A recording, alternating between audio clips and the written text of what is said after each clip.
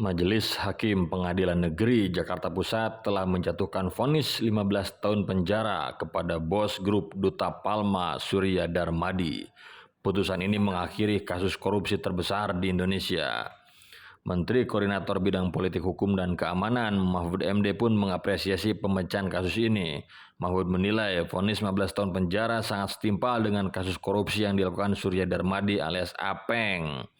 Surya telah menjadi tersangka yang merugikan negara ratusan triliun rupiah, yaitu penyerobotan lahan kelapa sawit dengan luas 37.000 hektar di Kabupaten Indragiri Hulu, Riau. Perusahaan perkebunan milik Surya, Grup Duta Palma menggarap lahan tersebut tanpa izin sepanjang 2003 sampai 2022.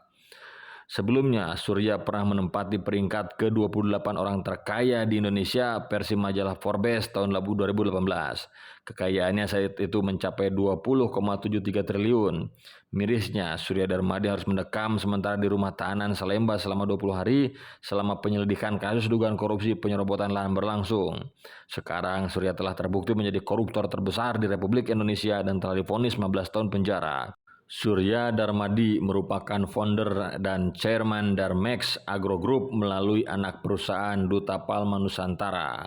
Merujuk laman LinkedIn PT Darmex Agro disebutkan perusahaan berdiri tahun 87 melalui pembentukan unit bisnisnya PT Duta Palma Nusantara. Surya pernah berhadapan dengan hukum ketika Komisi Pemberantasan Korupsi merespon kasus dugaan suap terkait pengajuan revisi alih fungsi hutan di Riau tahun 2014. Kasus ini merupakan pengembangan dari perkara yang menjerat ex-gubernur Riau Anas Ma'mun dan kawan-kawan. Hasil penyidikan mengungkapkan Surya menyuap mantan gubernur Riau Anas Ma'mun sebesar 3 miliar rupiah melalui gulat medali emas Marunurung.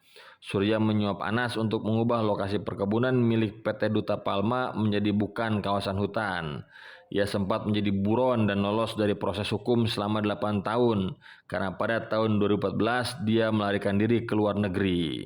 Surya berusaha membela diri dalam kasus mega korupsi sebesar 104 triliun rupiah karena melakukan usaha dan memasuki kawasan hutan secara ilegal, yaitu di Kabupaten Indragiri Hulu, Provinsi Riau. Menurutnya, keuntungan sebesar 600 miliar rupiah per bulan atau per tahun 7,2 triliun. Dengan demikian, atau satu hari 20 miliar rupiah termasuk hari Minggu dan ditransfer ke luar negeri dengan tujuan tindak pidana pencucian uang tidak dapat dibuktikan. Padahal kata Darmadi, keuntungan laba perusahaan non-HGU hanyalah kurang lebih 210 miliar rupiah.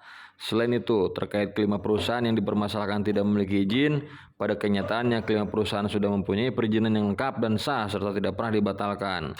Bahkan PT Kencana Amal Tani sudah memiliki sertifikat HGU tahun 97 dan PT Banyu Bening Utama sudah memiliki sertifikat HGU tahun 2007.